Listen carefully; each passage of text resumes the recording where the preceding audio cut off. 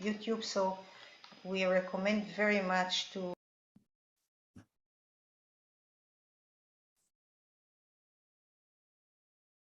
What just happened?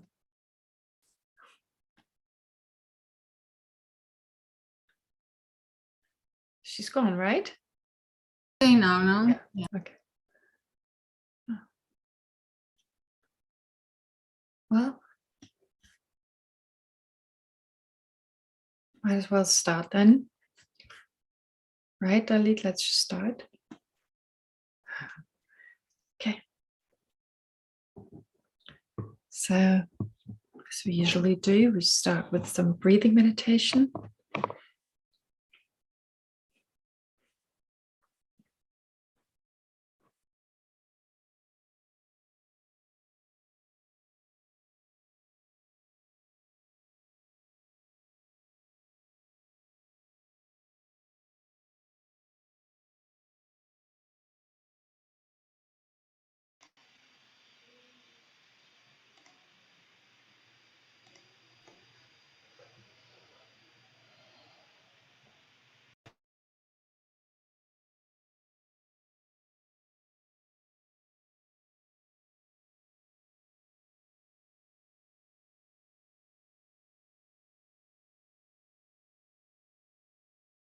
And then visualize in the space in front of you Buddha Shakyamuni,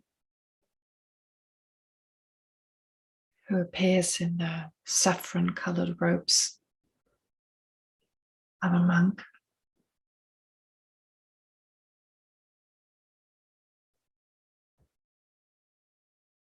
And who's an emanation of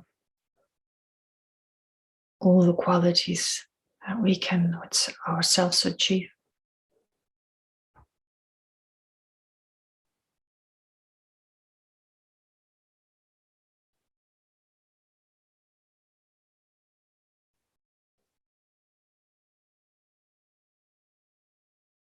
And he's inseparable from our Lama or our Lamas.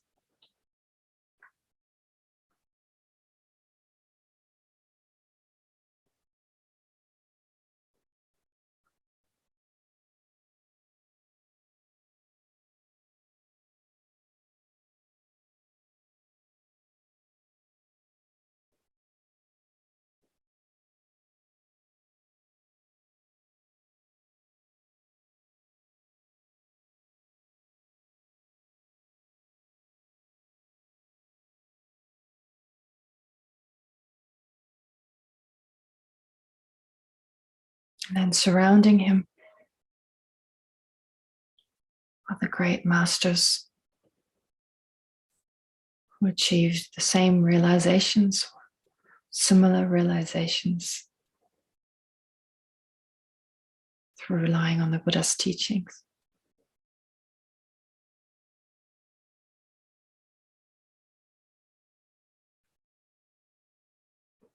Firstly, the Nanda masters and other great Indian masters.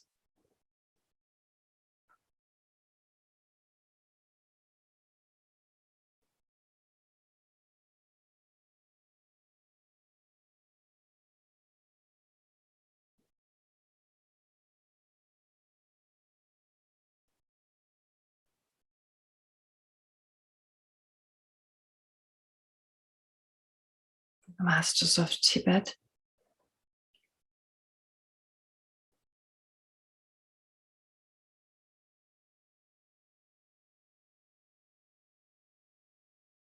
And those of other traditions, all inspiring us and showing us that we can also achieve those realizations.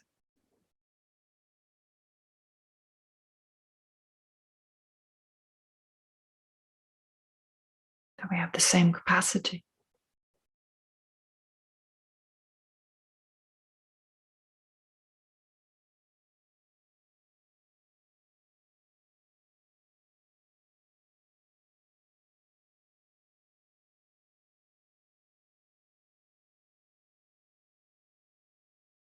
And remember that these great beings are also inseparable or of the same nature.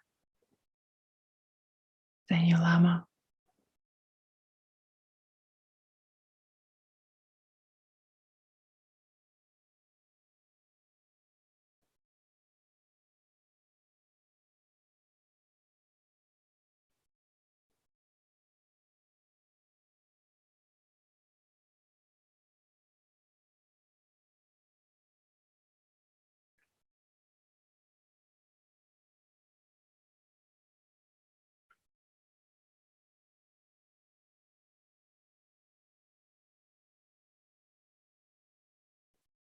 And then think that you're surrounded by all sentient beings.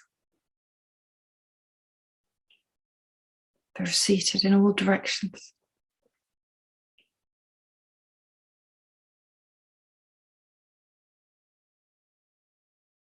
In different forms, different problems and worries.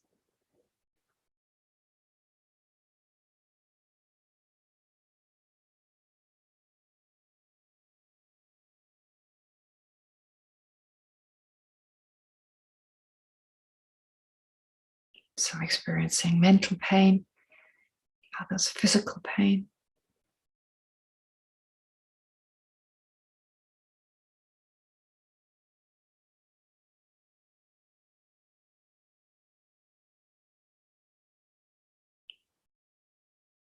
But essentially in no way different from us in that they want to be happy and avoid any kind of suffering.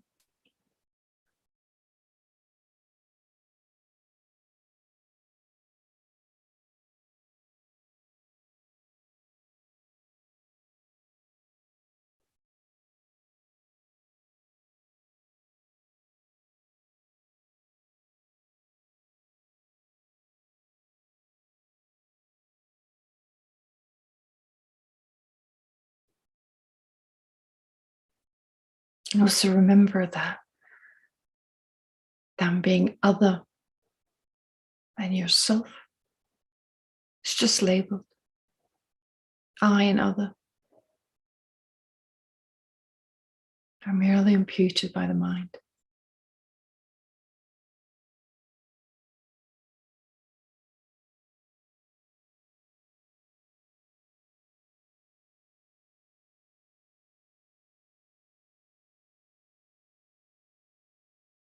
For they're not inherently different from us.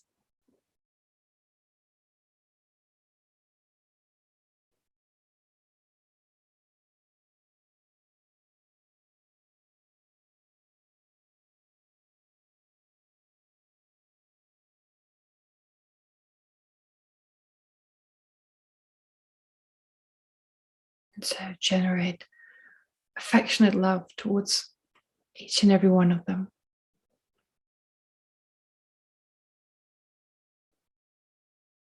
Even those among them you may not like, you find difficult.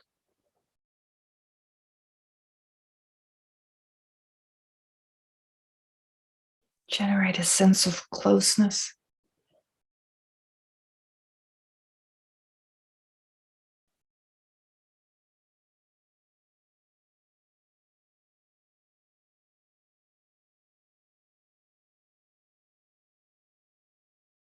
Of affection and acceptance of all their faults.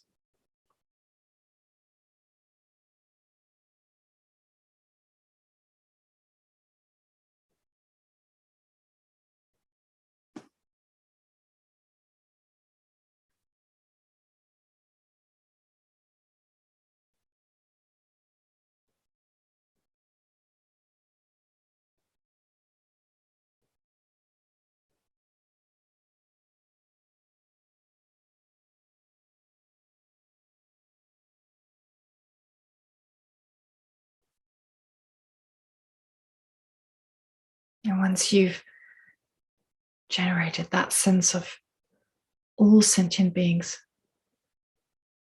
being as close to you as you yourself are close to yourself,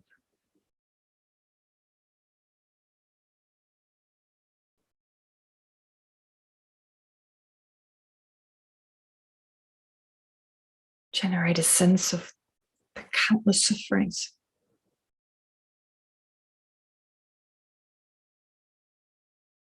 that they experience simply because of their misapprehension of reality.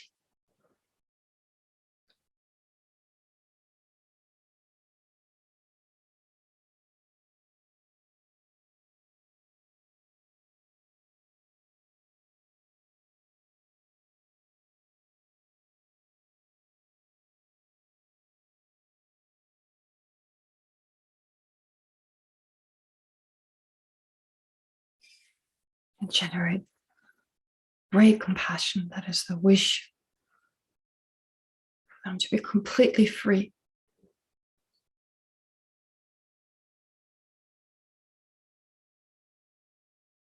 from whatever prevents them from experiencing lasting happiness.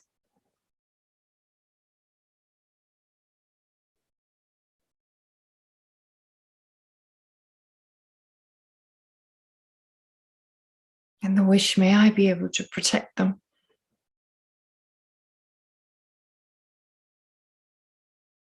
and help them to remove whatever is in the way for them to experience the lasting peace of liberation.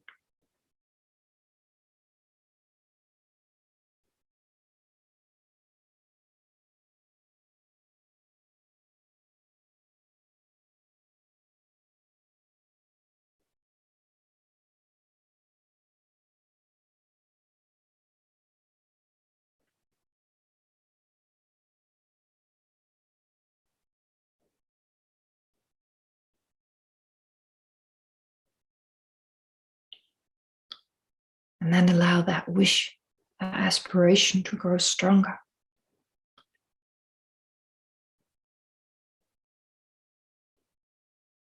And turn into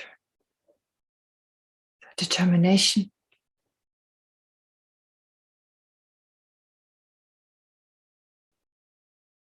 to do whatever is necessary, irrespective of how long it takes, to help sentient beings, to free them from all the obstacles, all the obstructions to their lasting happiness.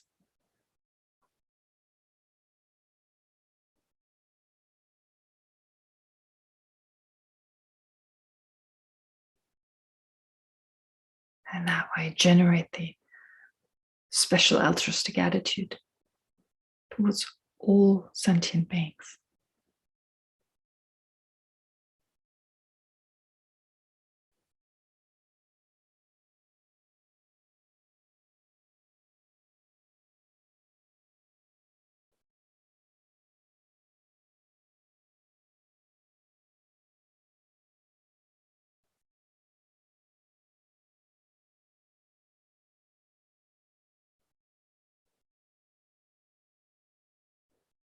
And realizing that right now there is very little we can do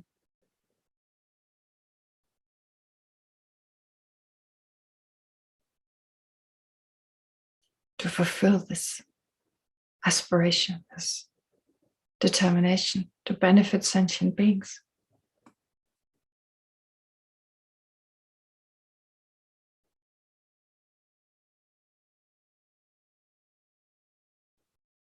Generate the mind of enlightenment.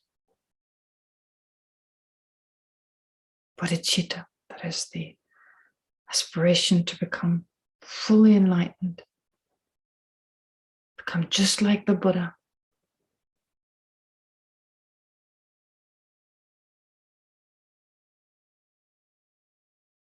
In order to benefit all sentient beings without exception.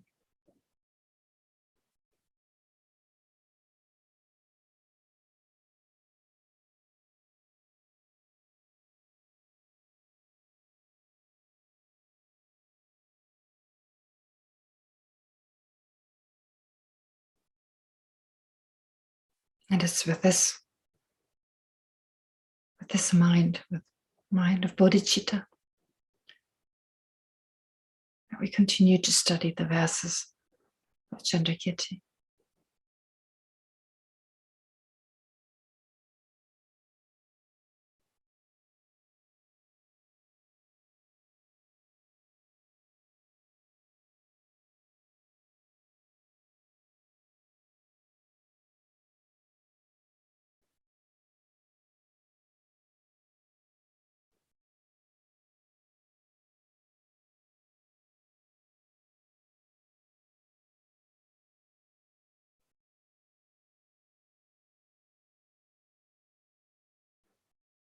And also, without letting go of this motivation, let's recite the prayers together.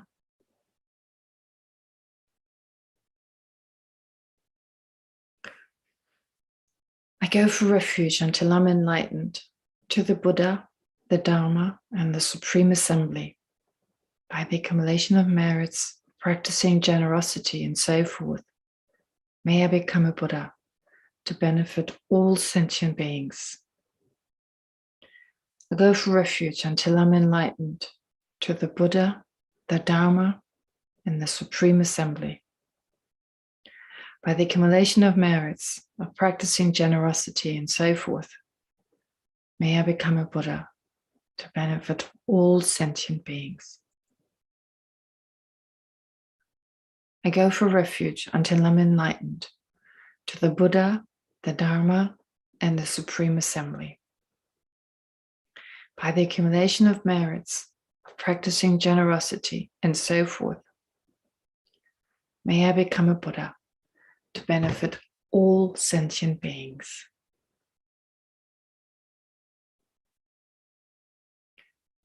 May all sentient beings have happiness and the causes of happiness. May all sentient beings be free from suffering and the causes of suffering.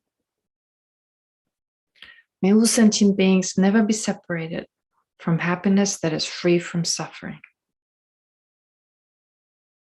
May all sentient beings abide in equanimity, free from attachment for friends and hatred for enemies.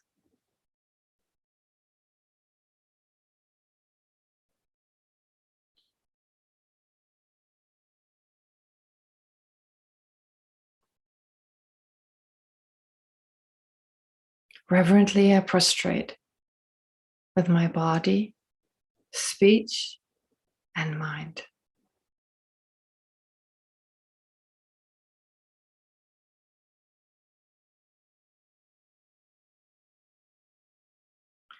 I present every type of offering, actual and imagined.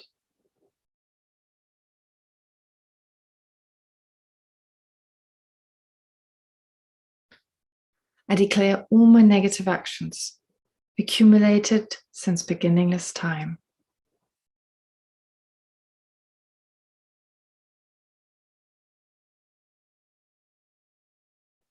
And rejoice in the merit of all holy and ordinary beings.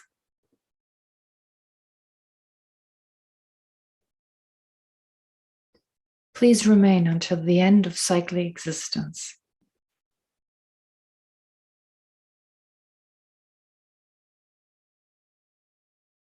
And turn the wheel of Dharma for living beings.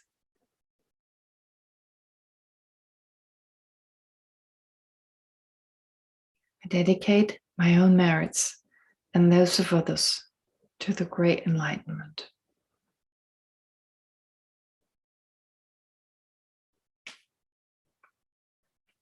All right. Now again, for this coming week, let's make sure any, difficulty we had possibly with the light of enlightenment, that it doesn't discourage us. And we continue, no matter what, we'll continue to generate this habit to familiarize with generating the mind of enlightenment again and again. First thing in the morning, as we had many times, Holiness the Dalai Lama, one of the greatest lamas, being such an amazing example. So in the same way as Homeless talked about it, so to generate the mind enlightenment, first thing in the morning, if we can do the practice as Homeless has given us, of the Sara Yoga Bodhicitta, or the all-encompassing yogic practice of the mind of enlightenment, combining bodhicitta and the wisdom, understanding emptiness, realizing emptiness, to whichever degree we can generate it. But then, despite this, so I asked you last time to maybe have a reminder all day long, maybe wear a special ring, some jewelry, or something that reminds you. Maybe just set your phone or write something on your hand, just to remind you whenever you look at it, to generate the mind of enlightenment. So to continuously do that as often as you can. But then, of course, as part of the practice we've been doing, especially, and I spent a lot more time with this practice, it's got more steps to it anyway, equalizing and exchanging self with others. So the point of the first part, the equalizing part, has the purpose to bring others closer to us, in the sense that right now, and I've said it many times, we feel we're more important than anyone else. And so if we equalize ourselves with others, there's a sense that they're equally important. And only then do we give equal attention to the suffering of other sentient beings. Right now, we're focused on our own, and we're mainly concerned with removing our own problems, our own difficulties. But in order to focus on the suffering of others as a step to then eventually generate bodhicitta, therefore, this sense of closeness is generated through habituation, through meditation. And we've done the first 4 steps. That is 3 steps, realizing how important other sentient beings are in terms of our physical well-being, our mental well-being, and our spiritual well-being. Here, mental well-being being from a worldly point of view, and then of course there's the spiritual aspect of our mental well-being. All that is totally dependent on sentient beings. Of course, needs our own input, but just our own input is not enough. So we need other sentient beings equally, if not more. Our own input definitely not being in any way sufficient. So, and then the next step, understanding that although sentient beings seem different, there's a distance possibly due to their different religion, their different interests, their different likes, dislikes, different culture and background, and so forth. But on the deepest level, understanding that on the deepest level, we're all the same in just simply wanting to be happy, that whatever we do in our lives, the religion we follow, the cultural aspects we put into practice, we follow and so forth, it's all with the same wish to be happy and with the intention to avoid suffering or remove suffering. To understand that. So that was a step that we took last time, or that was one of the steps we went through previously. I mean, 2 classes before this class. And then last time I talked about the last of those 5 steps as a part of equalizing ourselves and others, which is understanding, of course, the ultimate nature, or understanding not on an ultimate level, there really is no difference between sentient beings and ourselves, in that we're equally lack inherent existence. Sentient beings are merely labeled, we ourselves are merely labeled, and I and other are just labeled on the basis of, well, a different perspective. From the point of view of my mind, it's I. From the point of view of another person's mind, while I'm other. And so to, again, spend this coming week focusing on that, as making that part of your main focus in your meditation, in your analytical meditation, the way we've been doing it every Sunday evening. So when you're on your own to do this analysis, reflect on the fact that I and others are merely labeled. And whichever else you remember of what you studied from Chandrakirti's text, of course, well, that the I is merely labeled on the basis of mind and body, and we'll talk more about aspects with regard to, and we've already talked about this before actually, like my sense of identity, who I am, to become aware it's labeled on the basis of this, that, and the other, on the basis of a certain awareness, on the basis of a certain like or dislike. But none of those can be found to exist in and of themselves. And therefore, anything about me is merely labeled. And most importantly, in relation to other people, well, when we think of the ultimate nature of phenomena, in particular, how great is the difference really between us? It's just a matter of labeling slightly differently. And as we've already seen, the happiness of other sentient beings affects our own happiness. We cannot truly be happy unless other sentient beings around us are happy. And so to reflect on all this, then to be able, and actually that's part of the next, next Sunday, but still already to move in that direction of equalizing, of having that sense of I and others, decrease at least, to get weaker. And there's more of a sense of us as everyone being a part of myself. And so this is something that we do naturally. I mean, to just remember that a mother, for instance, or a father, whereas previously to having children, there was a sense just me, myself, maybe my partner, but the moment you have children, there's a sense these children are part of you. And so before these children were born, there wasn't that sense. And it was obvious that, with the birth of these children, that sense, developed slowly, or maybe not that slowly, but it was then at some point there, which shows we can all generate that kind of mind. Our mind can generate this sense, everyone is a part of me. So whether it's your own children or your partner or whoever, so to then generate a sense all sentient beings are part of me, since it's just a matter of perspective, of how I label I, others, or we. So when we see I and others, we create this distance because we right away feel there's an inherently different person over there. Whereas if we understand that, it's just a sense of perspective, or it's just from a point of view of perspective.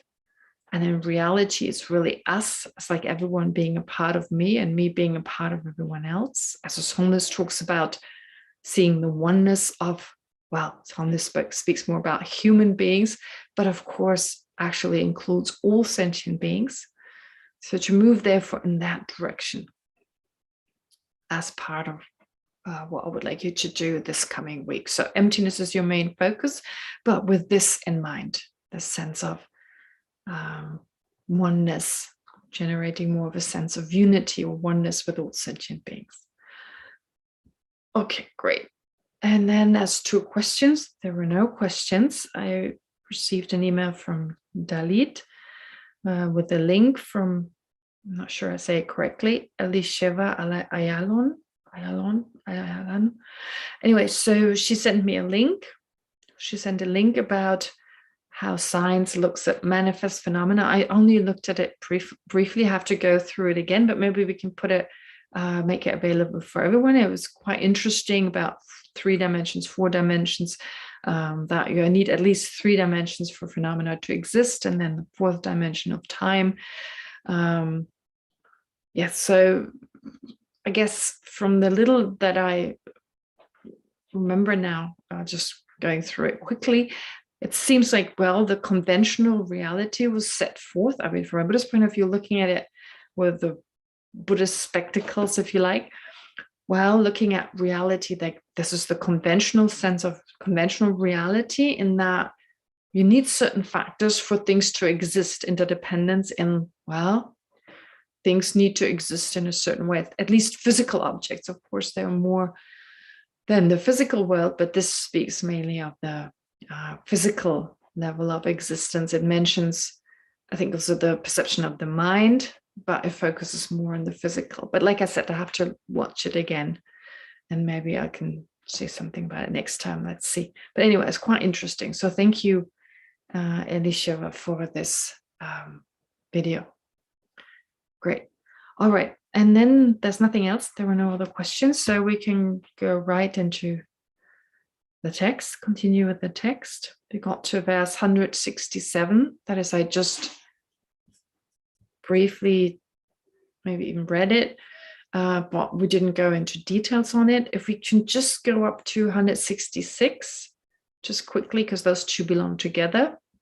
So this part of the text, after we talked a lot about the self, the chariot, and so forth, and I will eventually wrap up or give a summary of this particular topic, which we haven't completely finished yet, on the self, but the main aspect, so refuting the self, in the sense refuting an inherently existent self. We pretty much went through this. And so now the author, well, Chandrakirti says, well, all the reasoning we've gone through on the basis of the chariot, and of course applying it to the person, the sevenfold reasoning, and whichever other explanation that was given, well, that can also be applied to other phenomena. First in 166, vases and woolen cloth, and well, just apply it to all your everyday life objects, the objects surrounding you. I mean, coffee mugs, and I don't know, sweaters and jogging trousers and knee pads, and well, body armor, armies, of course, forests and jewelry, trees, guest house, well, houses, your house, your apartments, the buildings around you, cars, bicycles, motorbikes, hotels, the beach, everything. Just apply that same reasoning to all the things around you. I mean, this is, of course, the whole purpose of this particular text, to actually meditate on whatever you've learned, to put this into, bring this into practice. So sometimes there may be things that are seem repetitive. It's like, well, I've heard that before. But of course, if we meditate on this, and of course it's first of all never exactly the same as before, but possibly similar. But when we meditate on it, that kind of repetition has a special effect on the mind. And in some texts, it becomes even more obvious. I mean, in the Heart Sutra, where every aspect, no, I know, ear, no, nose, and so forth, is clearly laid out. Or in this sutra that His Holiness will teach very soon, the Satipatthana Sutra. In there, the whole passages are repeated over and over again, in terms of mindfulness of the body, mindfulness of feelings, and so forth. So whole passages just to go over it once again. This is the mindfulness. So he's mindful of externally the body as being the body, internally the body as being the body, and so forth. And so similarly here, should take it in a similar way. Some aspects that come a few verses down, again reminding us of cause and effect. And of course, vases and woolen cloth. We've heard it before. Well, maybe not woolen cloth, but vases have been mentioned. So again and again, to bring this into our daily life, the objects around, and further than that, of course, the people around us, the relationships we have, the problems that arise, the challenges that arise, every situation from morning to evening. I mean, our days are full with things happening, good things, bad things, but to keep it in the back of our mind what we've learned in this text, to apply the reasoning whenever we got time, in particular when something greatly upsets us, or we're really excited about something, because excitement leads very quickly to attachment. Likewise, of course, if it's something negative, right away, fear arises, resentment arises, hatred possibly. And before these harmful emotions that mainly harm ourselves, of course, before they arise, or even after they have arisen, to not allow for them to grow stronger and become more familiar with them, allow for them to arise more frequently. Once we allow for them to just be there and do their thing, to apply whatever we learned here. And even if there's a sense I haven't understood everything, well, that's fine. There's something you've understood, to bring that into your daily life. I mean, that's the whole purpose of it. And right now, enlightenment may be kind of less of an agenda for us. Of course, we should generate this mind over and over again. And it should become more of an agenda, but also just on a daily basis to be able to deal with our problems, to see a problem is also just labeled. If you label it a challenge, something to strengthen you, or whichever way you want to look at it, well, that's what it becomes, because in the end, it's just labeled. And also not to forget, our situation is that of samsara. And that as long as we have self-cherishing, as long as we have the self-grasping, the misapprehension, ignorance, root ignorance that we're trying to hear, well, recognize and counteract, if you like, well, as long as we have that, there will be problems. I mean, what kind of samsara would that be without problem? That would be like water that's not wet. It's impossible. So samsara in its nature, there are going to be problems. So don't be surprised when things run really smoothly for 3 or 4 days. Well, it's bound to happen. Something is going to happen. And if it doesn't come from the external environment, it comes from our own mind. Why? Because of that misapprehension of reality and its resulting self-cherishing. As long as there is self-cherishing, we will never be at peace.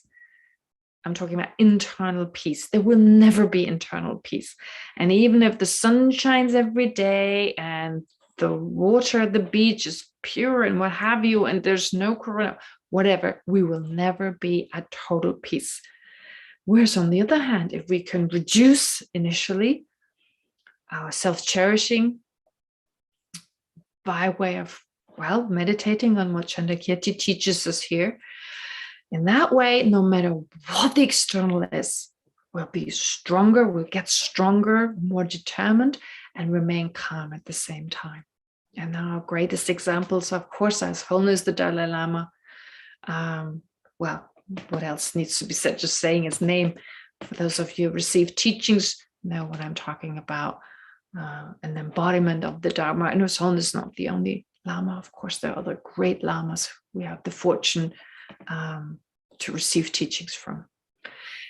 Anyway, what I'm trying to say is, of course, think of all these objects around you, that all of them exist. Well, let's take the ones that are correctly labeled, but they don't exist inherently.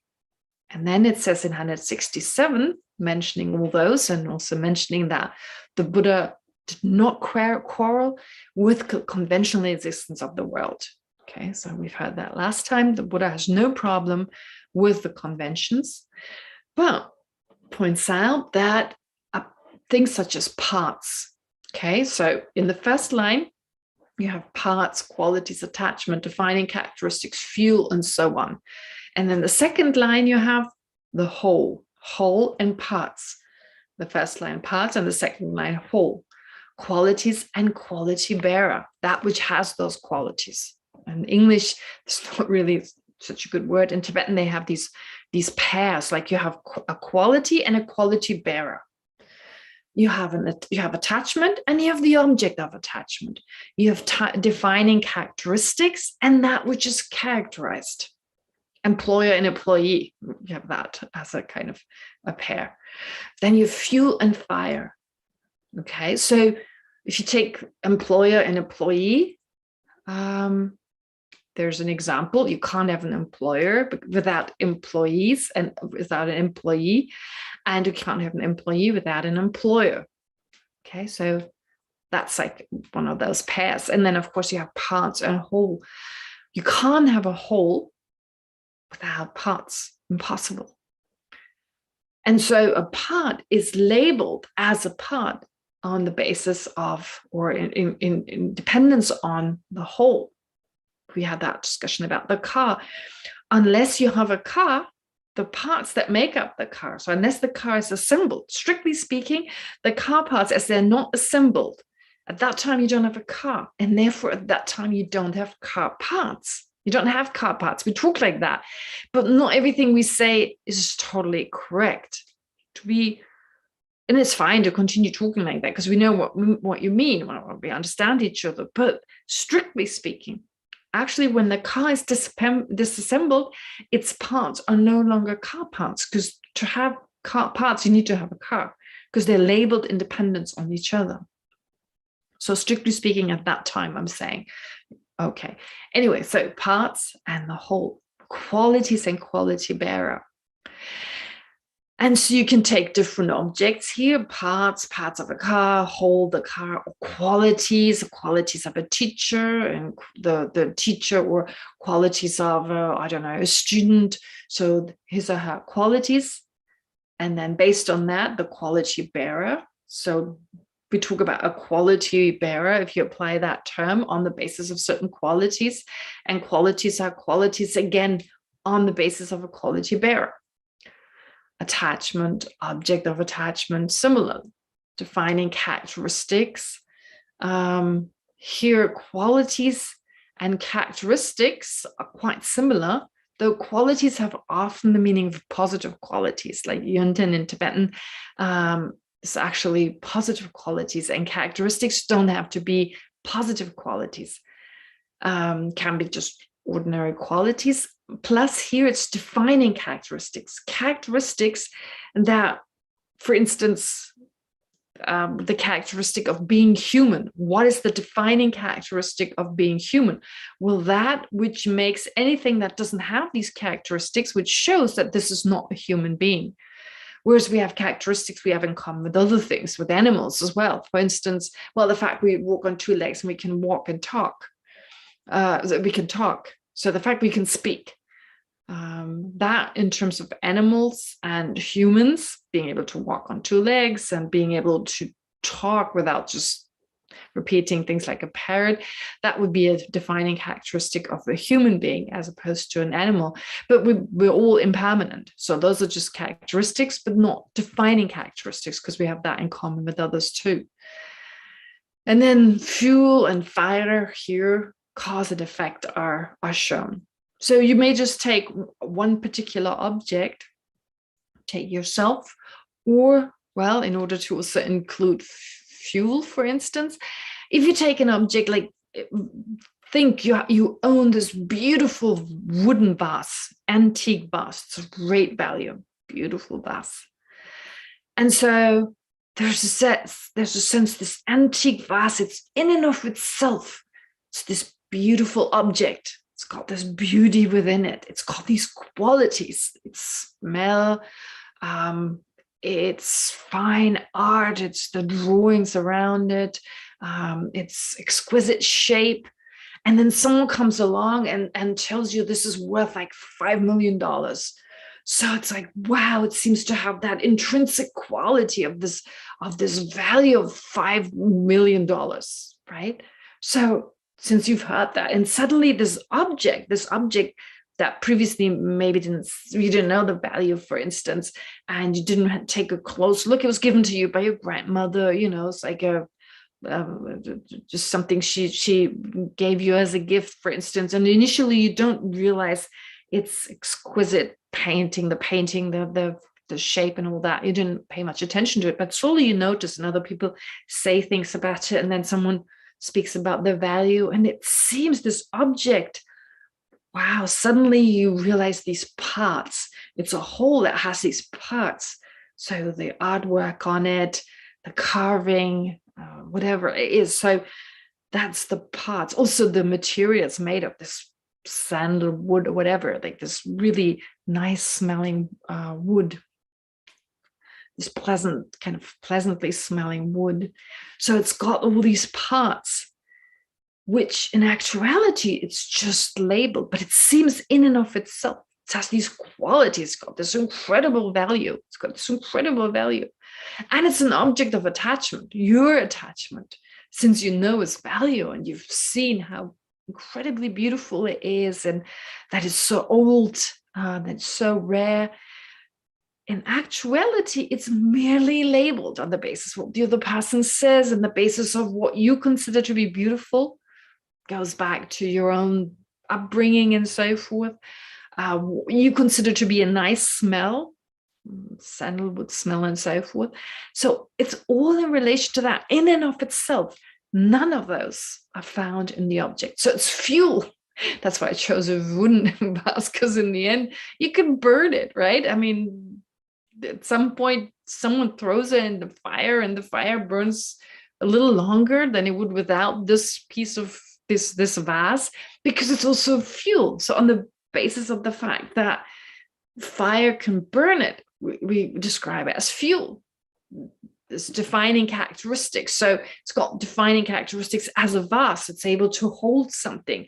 It's got round bellied shape. It's got flat base and so forth. So certain defining characteristics that differentiate it from other objects.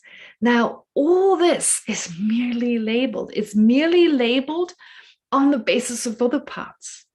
Okay, so that's something, again, to meditate on, to take that into consideration, to allow yourself, to allow your mind to become aware how this object appears ordinarily, right? Just this object, particularly when there's attachment. When you're attached to it, you're fortunate, you're lucky in that it's easier to recognize. It's easier to recognize, oh, it seems in and of itself to have this value, this beauty.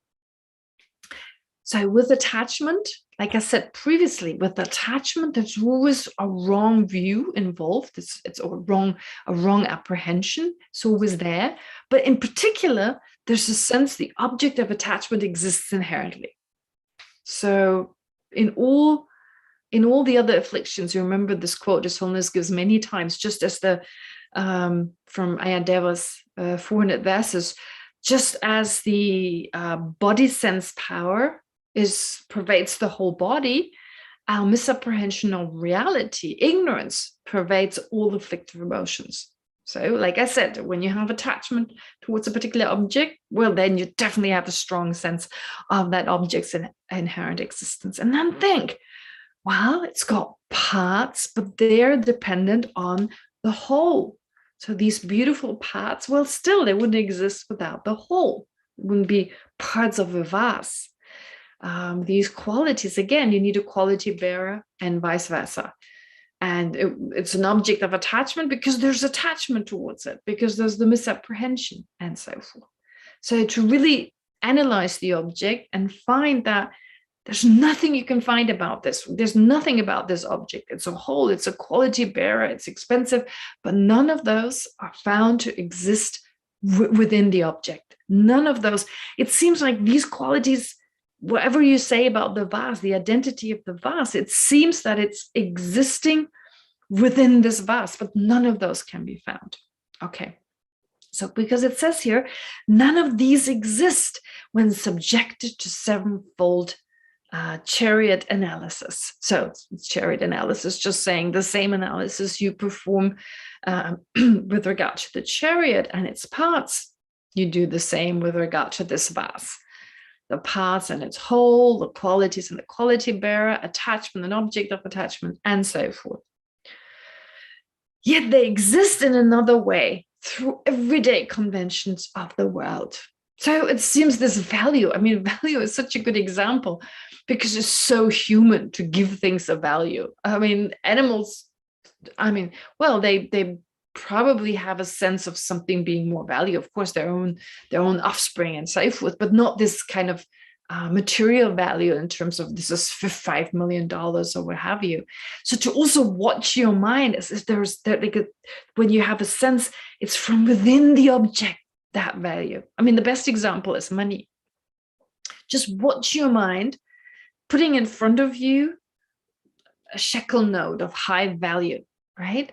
The sense of whoa, and then put next to it a note, Singaporean dollars, that you have no idea what their value is, for instance, or I don't know, 1,000 rupee notes when you've never handled Indian money, for example.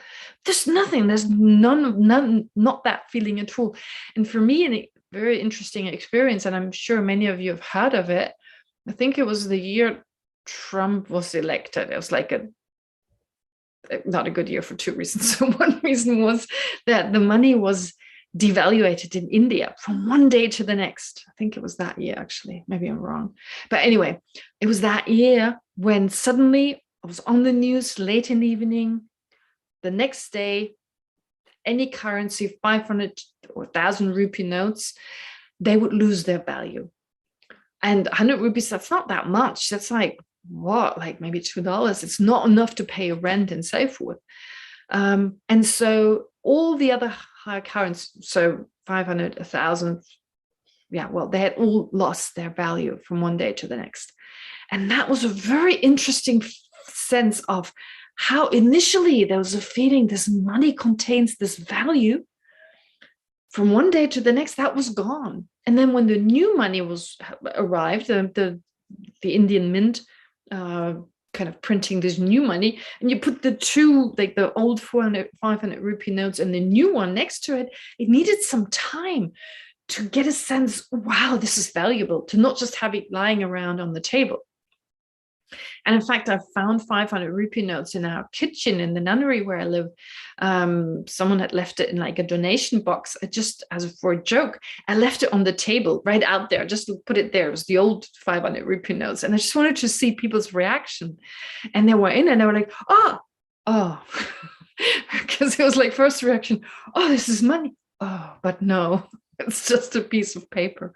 So just because we're so used to seeing this piece of paper that to us has taken on an inherent value. It's a conventional value. That's why we should still appreciate it, not throw it around and throw it away. But there's more to that. Besides that conventional, on top of the conventional, there's a sense there's something within it. Something within it. And it goes as far as that this 500 rupee or 500 shekel note, for instance, I don't know whether you do have 500 shekel notes. It's been a while since I was in Israel. But anyway, so if you have, let's say there's a 500 shekel note, so it's sitting there and there's a sense, this is happiness. That not just the value seems to be within this, but also a sense of this gives me happiness. So material objects, oftentimes, that's why when we talk about the 8 worldly dharmas, attachment towards gain and attachment towards not experiencing loss. So this attachment towards gain, there's a sense, if I gain, I'll be happier. And in the material world around us, it's very obvious. The way people walk, the race after sales and Black Fridays and what have you, a sense there's happiness. That these objects, especially when they're a little cheaper than usual, you don't know whether it's true that it was this much before. You have no idea, you don't remember, right? And suddenly it seems so much cheaper with the sense, oh, I'm gaining something. So just watch your own mind. Watch your own mind. How does it feel? How do things seem to exist from their own side? And then analyze. All right. Anyway, okay, so that's 167. And then the text goes on to say, if a thing produces an effect, 168, yes. Just check, I want to make sure, keep the time. Yep, all right. If a thing produces an effect, it is indeed a cause on that account. No effect is produced with this absence. There can be no cause. Now cause and effect come in. So the last reasoning, we had cause and effect was to come up a few verses before, but the major part was about the self, so important, I versus others, myself, my body, and so forth. But it was also from the point of view of right here, right now. When we think of cause and effect, there is a continuum in time, because first there's a cause and then there's an effect. Now, previously to coming in touch with the Dharma, to meeting Buddhism, I think all of us have a sense, I know what that means, cause and effect. We all have a sense, a rough sense. We hear about emptiness, we have no idea. We hear about selflessness the first time, we don't know what they're talking about. Even karma is just an idea we don't fully grasp, but we have a sense, cause and effect, I understand that. But really, there's a lot to be learned, and cause and effect are a really important part of Buddhist philosophy, understanding this properly. It's not that difficult, but we shouldn't get a sense, oh, I understand now, I know what a cause is, I know what an effect is, because there's certain things we really need to understand. Now, this is, of course, not the time to say much about it, but what is really, really important as part of understanding cause and effect is that they never exist at the same time. Very important. Okay, I think we got that so far. That the moment the effect comes into existence, the cause is gone, because otherwise it wouldn't be a cause. Very important aspect. All right. And then the aspect, of course, very important, is that causes can be of different types depending on their effects. So something can be a substantial cause, where the cause transforms and becomes the effect, right? It turns into the effect. And then you have cooperative conditions which assist the substantial cause in this process of transforming into its effect, assisting it in that process. So, for instance, a seed turns into a sprout. The seed, the atoms that make up the seed, well, they transform, the molecules, what have you, there's a transformation, and that object transforms into the sprout. But then you have the sun, you have a farmer, and so forth. They all assist in that process, willingly or not. I mean, it's just they're necessary, at least the sun, light, warmth, and so forth. Not necessarily, you don't always need a farmer, but certain seeds you do need a person, and they're not transforming into the object, but they're assisting the seed in that process of transformation. Now, you're probably aware of that kind of cause and effect. Then we talk about direct causes, where the moment the cause goes out of existence, the effect is there. Or when you have a cause and much later, years later, you have an effect. So the first case would be a direct cause, the latter case will be an indirect cause. So in that way, different ways of classifying cause and effect. But for now, what's most important is to understand that they don't exist simultaneously, and that we say a cause produces the effect. That at the time of the cause, the effect is growing, the effect is coming into existence. And when the cause is no longer there, when you have the effect, you say the effect has come into existence. It's there now. It has grown. It has come into existence. I mean, grow is a bit of a difficult, because it continues growing in that sense. But like when you use the word being produced, so the cause produces the effect. So the producing happens at the time of the cause. And when the effect is there, the effect has been produced, okay, has been generated. So the production happens at the time of the cause. And once you have the effect, well, it has been produced. That is also something we initially get a little confused about. We sometimes feel the producing takes place at the time of the effect. But no, the cause, what is its function? The cause produces the result, and it can only produce it at the time when it exists, right? At that time, well, producing is just a word we use.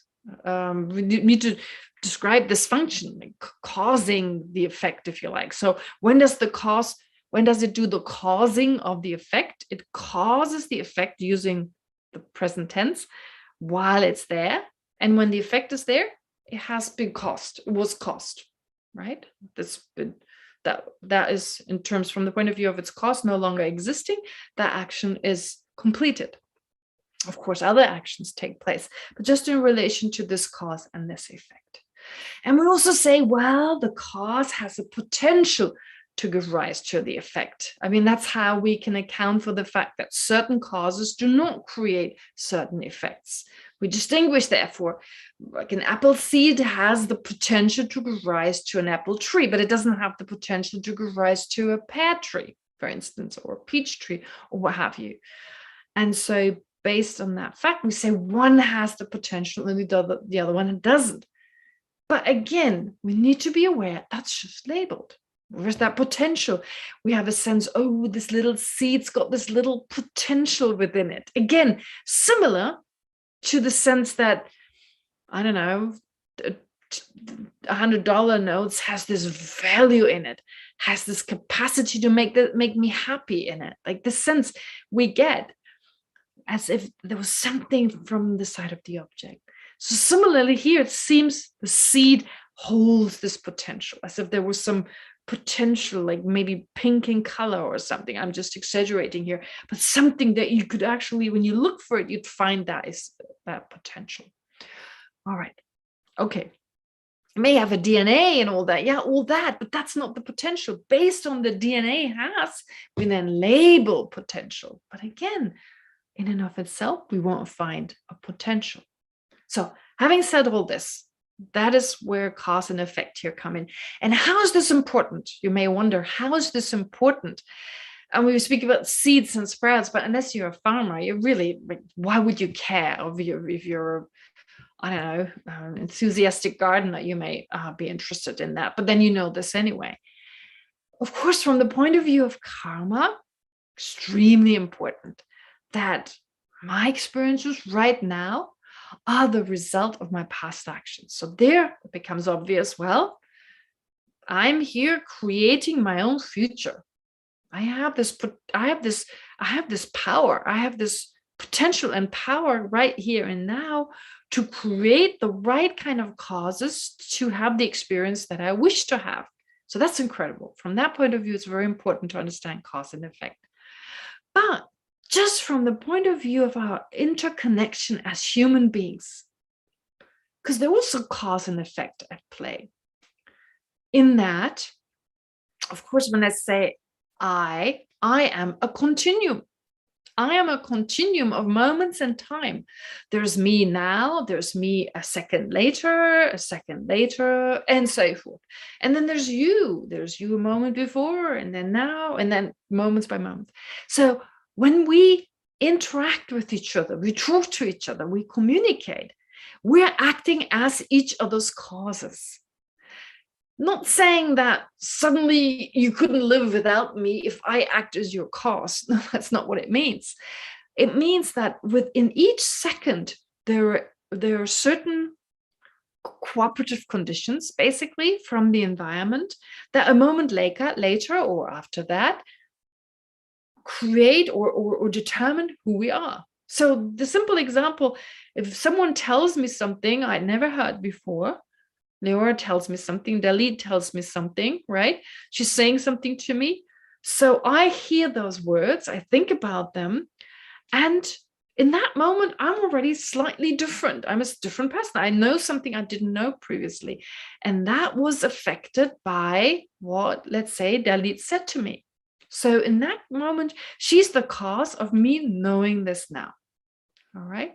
And then I say something back to her. And again, it changes her.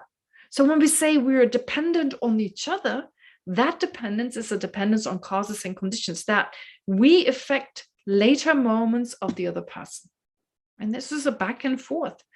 And we affect them positively and negatively, depending on our actions. And here, of course, depending on whether we affect other people positively or negatively, has an impact on our own experiences. Anyway, that's where karma comes in again. So just to give you a sense, cause and effect are, of course, so important, understanding them. All right, and so here, this analysis now takes place. If a thing produces an effect, so cause and effect, it seems so, it's important, it's really important. I've just stressed the importance, but right away, there's also a sense in and of itself, cause and effect, as if there was this nature, this natural, intrinsically existing process taking place. Well, it's merely labeled. If a thing produces an effect, it is a cause, independence on its effect. It's called an effect, independence on, it's called a cause because it produces an effect. And if no effect is produced, well, then it wouldn't be a cause. Okay, so it's only a cause. We talk of cause, not because it's got something intrinsic. No, based on what happens in the future, we now label it a cause. So it's not even, we're not even restricted to time. We're not restricted to time. It can happen tomorrow that something arises and dependence on that, I call something today a cause. That's totally okay. As long as things don't exist inherently, fine. Yet effects too come to arise when there's a cause. Now, not only is the cause a cause only because of what happens once it's gone, right? It's only dependent on what happens in the future. We can say this is a cause. It works the other way around. An effect is also dependent on a cause.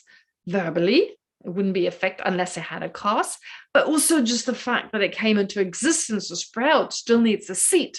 So in terms of its nature, of its defining characteristics or its qualities, it's dependent on that which preceded it, its substantial cause, and of course the cooperative conditions. So they're dependent on each other. Therefore, tell me, between those two, cause and effects, what comes from what and what precedes what? Okay, so if we were to talk about them existing inherently as it seems, it would not make any sense. If you then talk of cause and effect, I mean, they've got nothing to do with each other. First you have a cause and then you have an effect. If they exist in and of themselves, they're already complete. The idea of intrinsic existence means you're intrinsic this, you already are everything you can be. You don't need anything else to be that, right? That's the sense we have of things. We have this thing and we need to recognize this. But the money previously, it seems there's something within it. There's something within it that makes it, gives it that value as one example. There's something within it. If there's something within it, it doesn't need anything. It is already that. It doesn't depend on anything. So on a kind of emotional level, I'm not talking about rationally, because there's a gap oftentimes between the rational, oh yeah, it was only given the money, this value by the Israeli mint, for instance. Yeah, intellectually we know that, but it doesn't feel that way. And we're dealing with how it feels. This is what governs our actions. It's not our intellectual way of looking at things, unless those two match. Intellectual and emotional, if they match, okay, then even our intellectual drives our actions. But our actions are driven by the sense of how we feel, how things are. We don't give it much time. We usually don't have much time to react. We see something, we react. And so, therefore, the sense is something within it. There's something that makes it that. And if there's something within it, it doesn't need anything. And so cause and effect, I mean, they would just be totally separate things. They wouldn't depend on each other in any way. It wouldn't make sense. They would just exist at different times and they wouldn't connect in any way. So, therefore it says, so tell me what comes from what and what precedes what. He's now challenging those who are asserting inherent existence. Chandrakirti is now saying, well, if you really talk about cause and effect, what comes first and how do they correlate? How can you talk about cause and effect? What does that mean for you if you assert inherent existence? So that's 169. Now, Chandrakirti is basically saying, if you say cause and effect exist and you still insist on them existing inherently, well then, in that case, do they meet? Do cause and effect somehow meet? Or do they not meet? Right? Meet, as in like come together, M-E-E-T, meet. Do they contact? Do they have some kind of contact with each other? To meet, like we can say two people meet.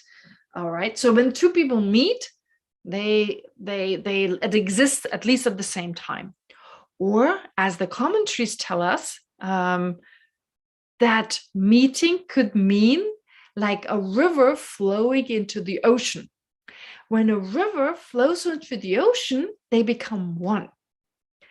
Now, if cause and effect, either they meet, and I'm not talking about some cause and some other effect. No, a cause and its effect.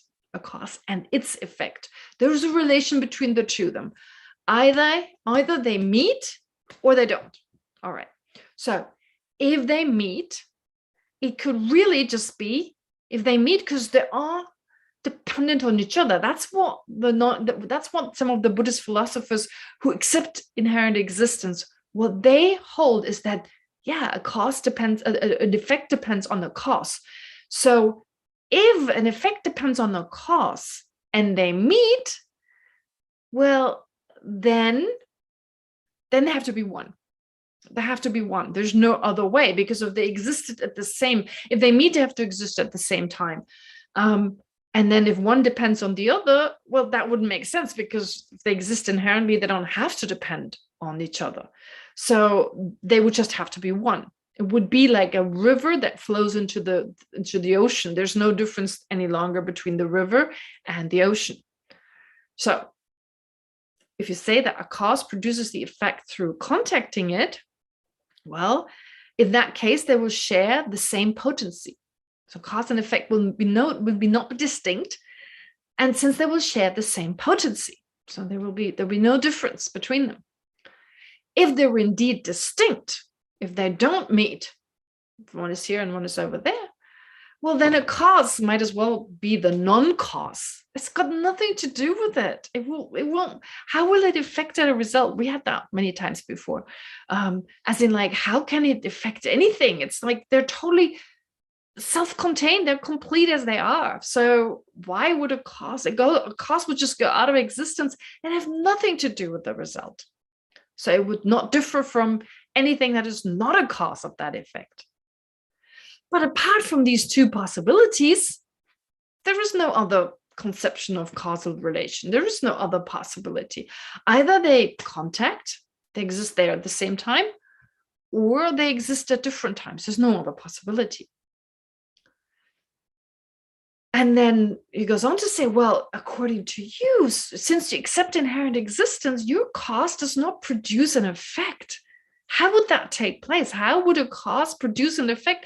If it produces an effect, if there's really inherent existence, well, the cause producing, it cannot produce something that doesn't exist at the time of the cause. So how can it produce something that doesn't exist at the time of its production, right?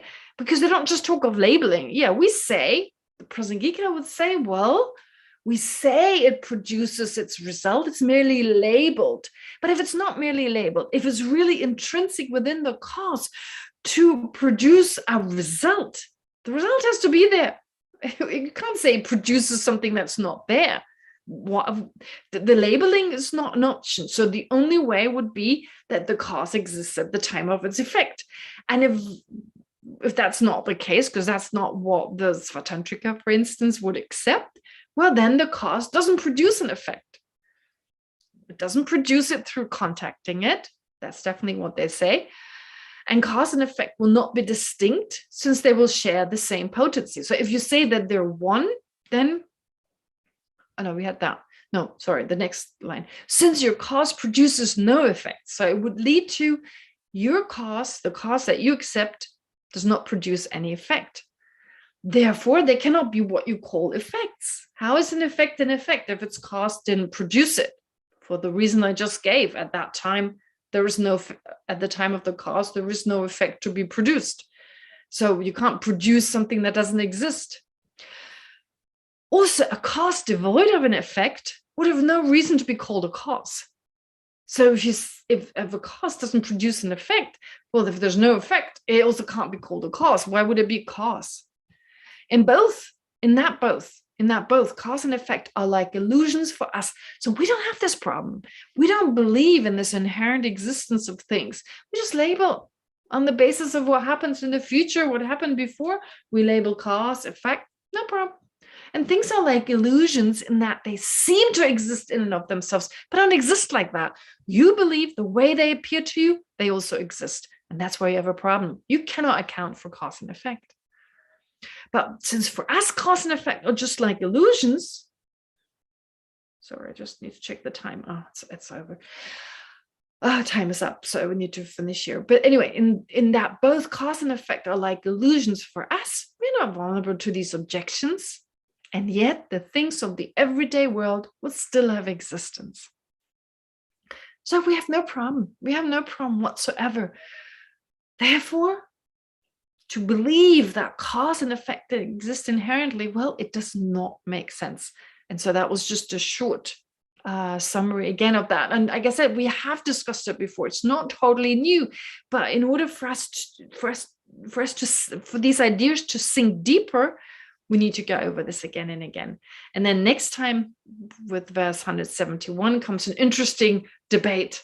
Now getting back at Chandrakirti kind of saying, well, I can throw that same argument at you, but we have no time to do this today. So allow me to just summarize what we did today before we start meditating on it.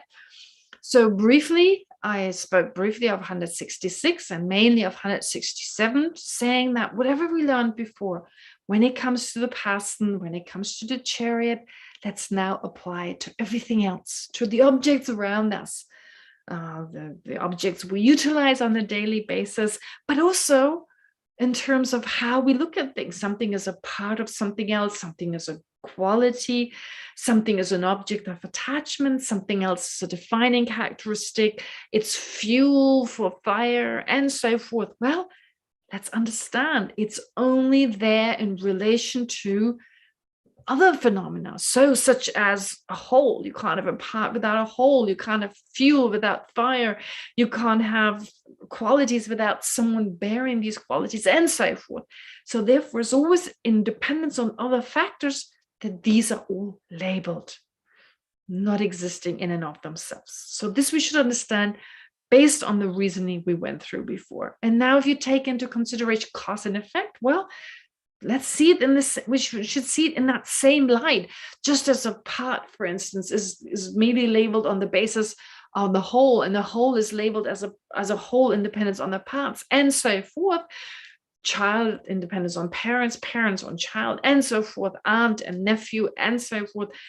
In the same way, cause and effect, merely labeled cause and dependence on what will be in the future, effect being an effect in dependence on what preceded it, what gave rise to it. However, for someone like the Svatantrika, those who believe in inherent existence, which actually we believe in inherent existence too. So really Chandrakirti is in a way also addressing us.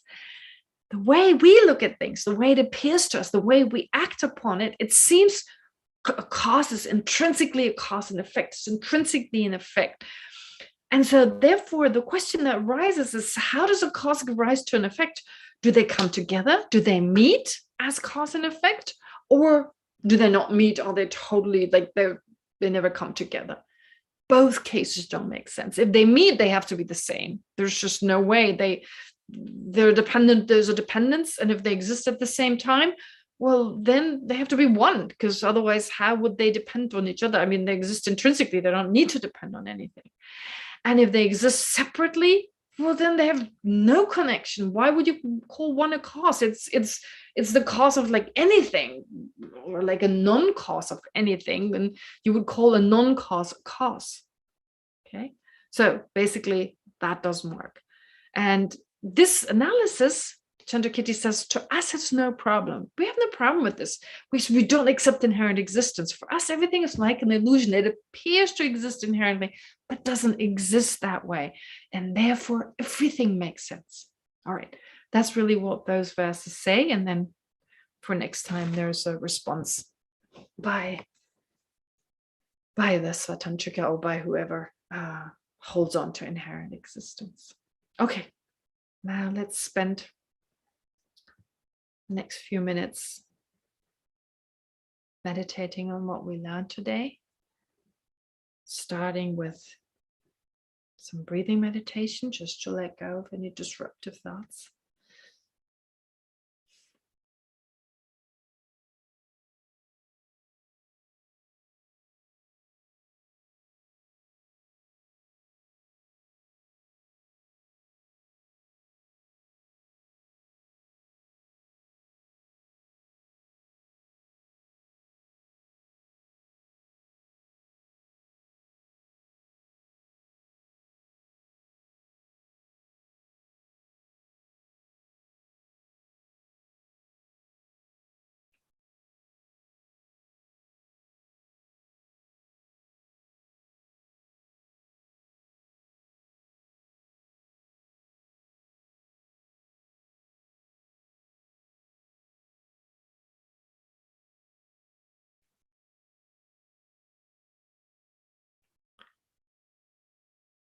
Now having for a few months now analyzed the I, the self,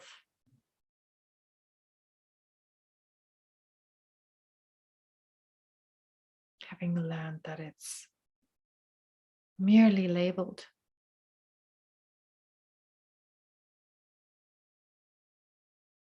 without any intrinsic existence. Let's now apply this to all the other things around us.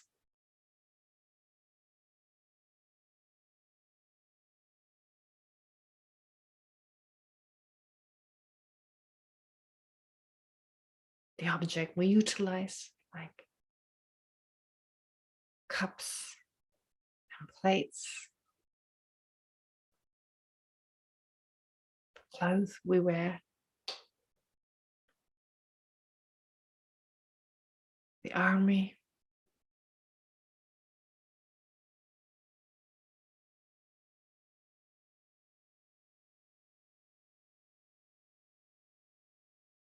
trees, cars,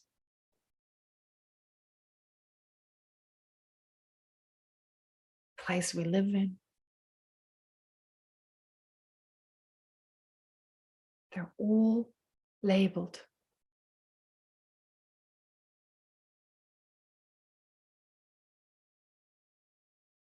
on the basis of their parts.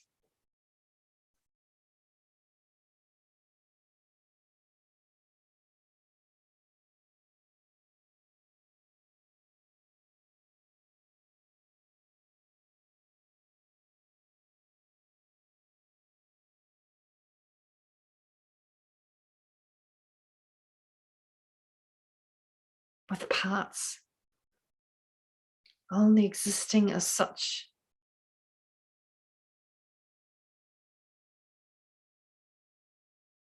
Dependence on the whole.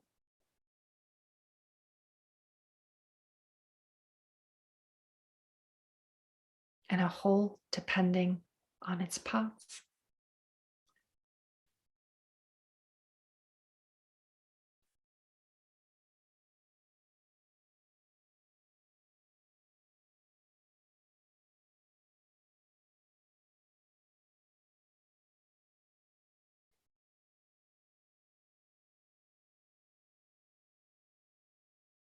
And attachment only exists in dependence on its object of attachment.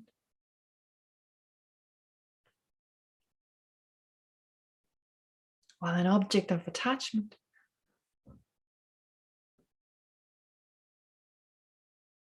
exists as such only if there's attachment.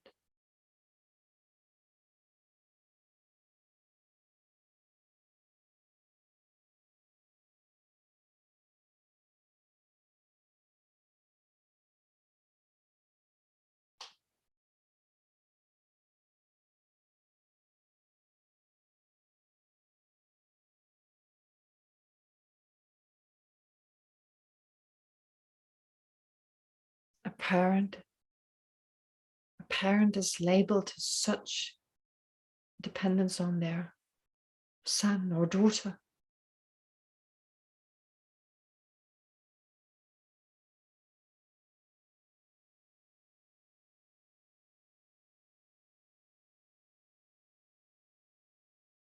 An uncle or aunt is such a dependence on a nephew or niece.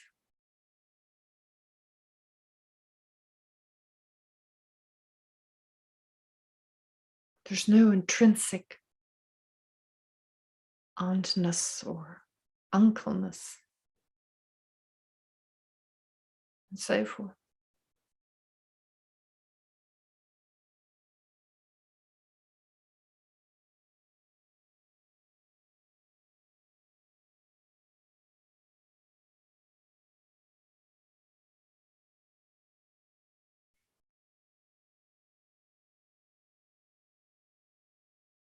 They're all labeled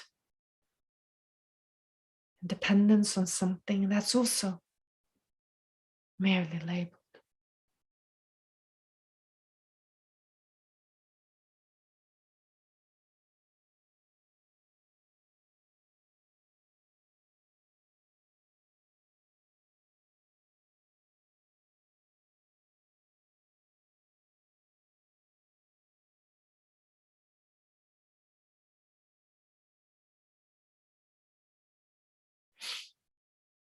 And that is also true for cause and effect.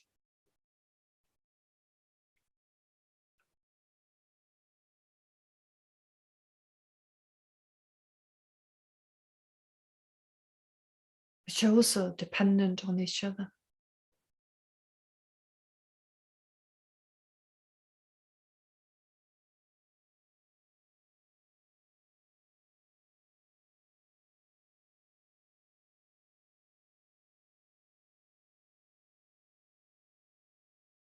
In dependence on that which comes into existence after it's gone, we call it a cause.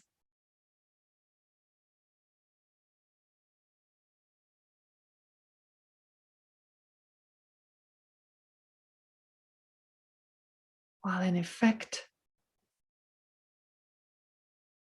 is labeled such in dependence on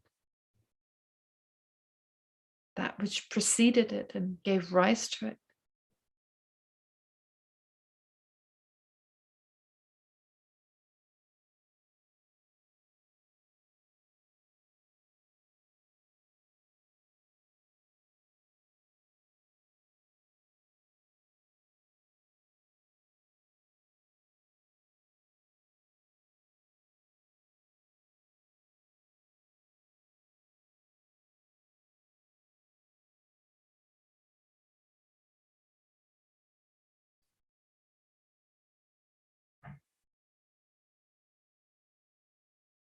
We say that a course has a potential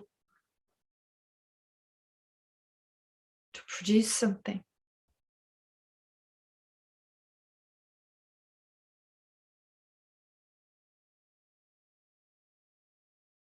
And even that potential is just labeled.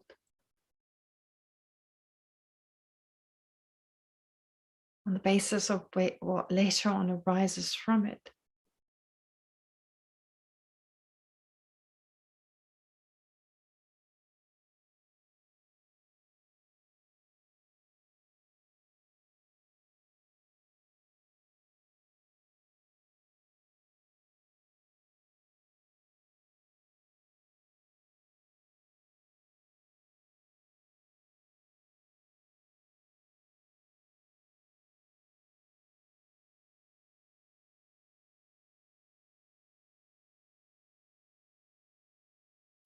Therefore, cause and effect make perfect sense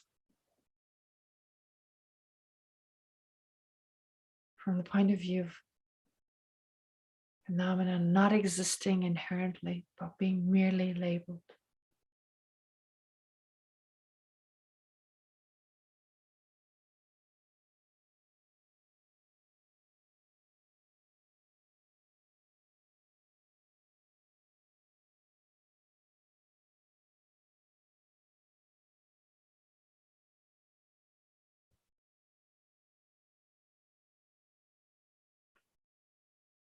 However,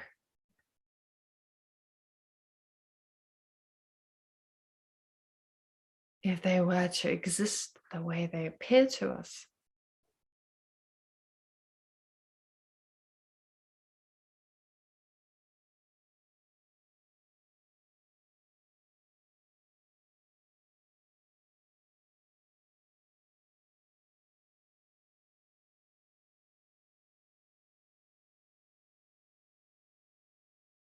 a cause being intrinsically a cause, an effect being complete as an effect in and of itself.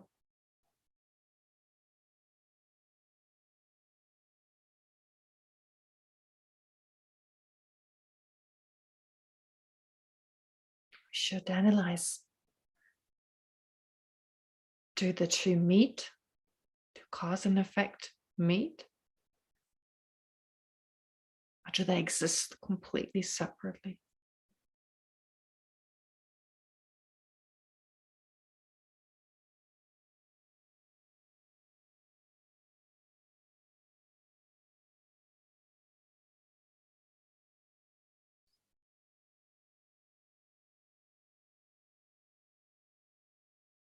If they were to meet,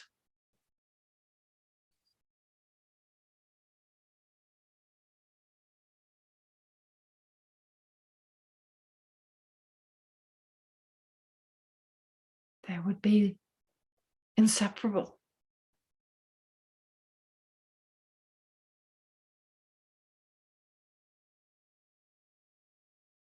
For they are connected.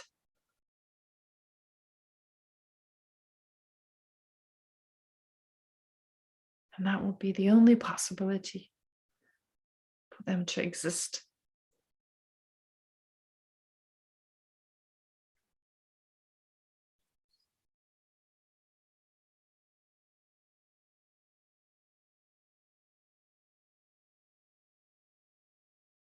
Which would mean there is no effect or no cause, because they would have the same potential, being one.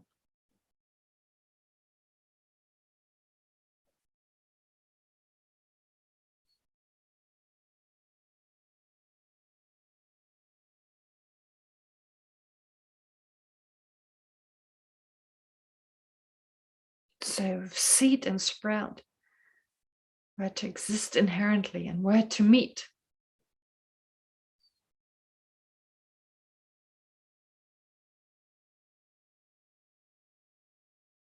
the seed would be the sprout and the sprout would be the seed.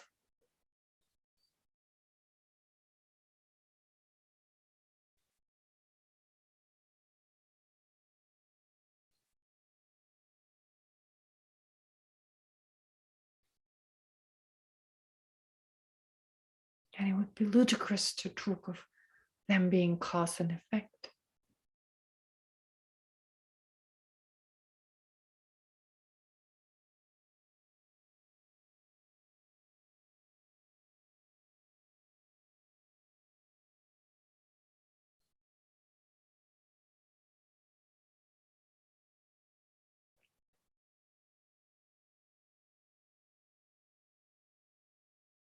Yet if they were not to meet,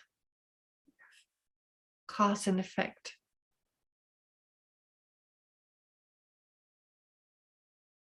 or to exist at different times while being inherently existent,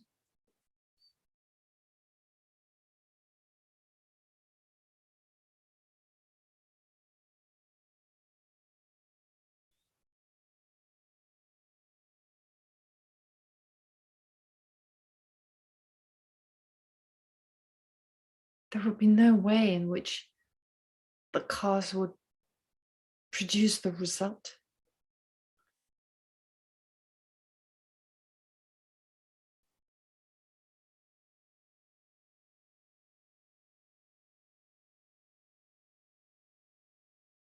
For either the cause would always exist,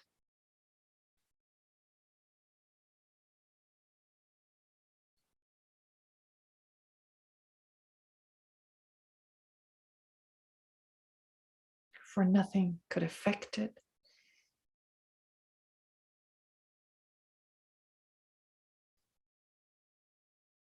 and make it go out of existence.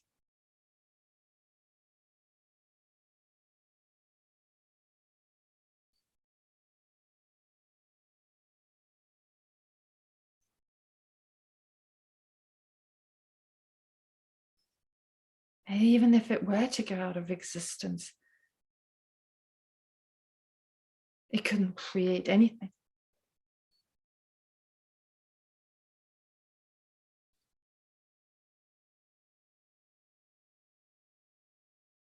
For it would be totally unrelated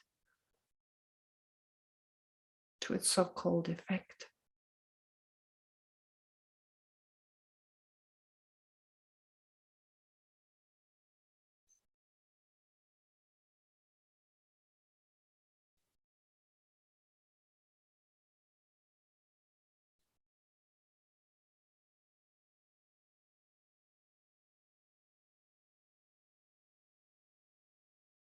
It's only within the sphere of emptiness and dependence on labeling to cause and effect work and make sense.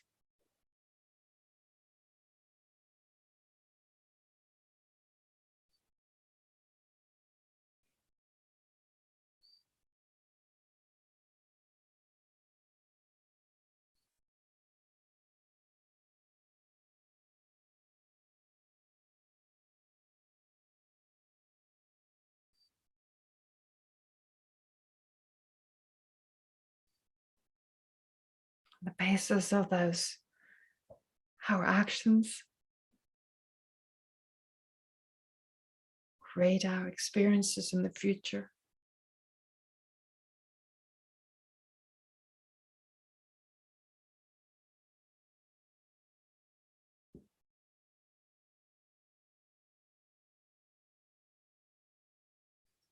And we can affect one another.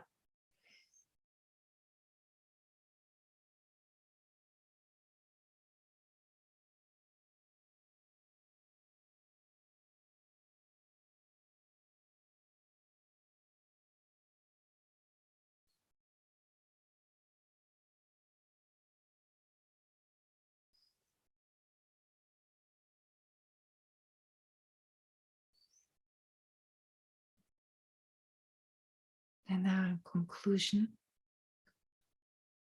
whatever insights that you've gained through this analysis,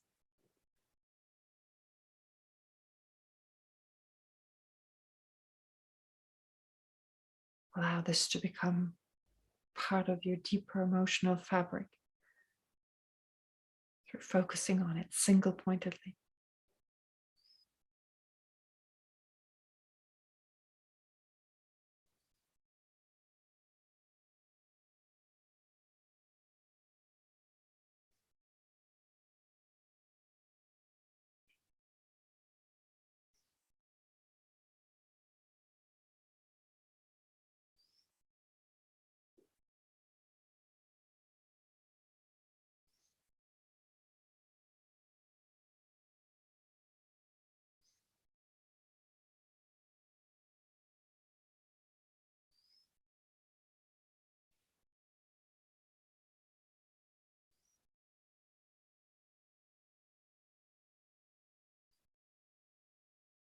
And then let's dedicate the positive potential we created together.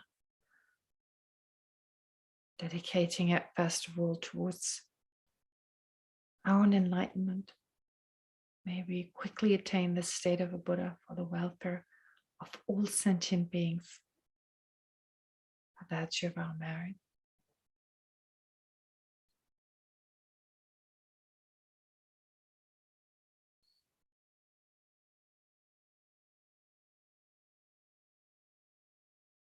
May our virtue become a cause for our great spiritual masters like His Holiness the Dalai Lama, Chada Rinpoche, and so forth. His Holiness the Karmapa, and all the other great lamas and masters.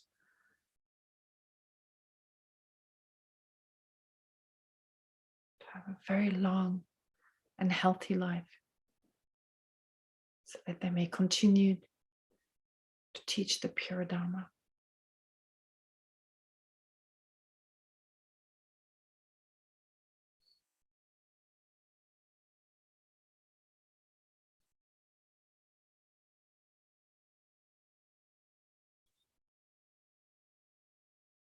And may the virtue we've accumulated also right now, right here and now, affect those around us in a positive way. May it help those who are sick, like Tali Lubin, those who are mentally ill, those who are suffering from drug addiction, from stress, from being imprisoned, and so forth. To find inner peace help them to remove their problems and worries. And of course, as expressed by Shantideva,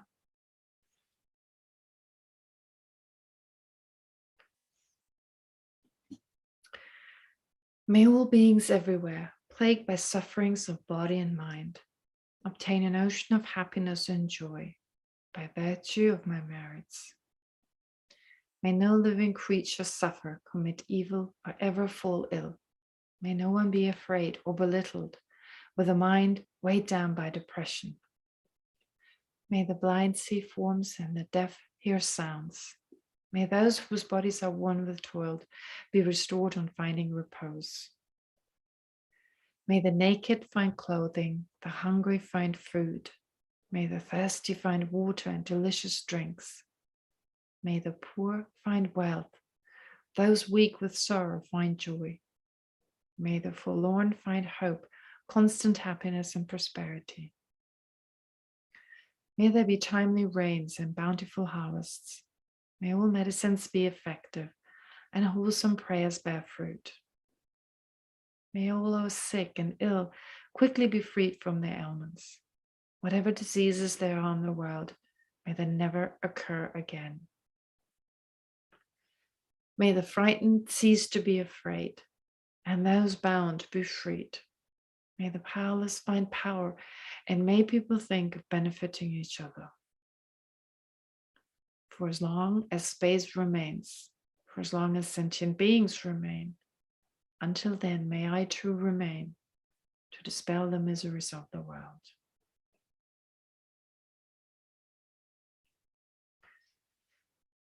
Okay, so just to remind you for this coming week, please remember what I said at the beginning, to focus on this aspect of equalizing ourselves and others, in the sense of focusing on lack of inherent existence or whatever else, well, in the sense of whatever you learned as part of these verses by Chandrakirti, for the purpose of getting a sense of closeness towards all sentient beings, and that based on also what you did previously, see whether you can actually bring sentient beings so close to you that for the next step, you find everyone endearing and you're actually able to generate affectionate love, which will be the next mental factor we're dealing with, or the next meditation. But before that, well, we need to complete this equalizing aspect to then also exchange ourselves with others. So that is basically bringing ourselves as close as possible towards others and bringing everything together here from what we did before. But the focus for this coming week is still emptiness, that self and others are just labeled. All right. Okay, that should do for this coming week, and then I'll see you again next Sunday. All right. Have a lovely week and be well. Good night, everyone. Thank you. Thank you. Thank you, Geshe. Thank you, Geshe. Thank you, Geshe. Good Dankeschön, night. Geshe. Good night. Thank you. Thank you, everyone.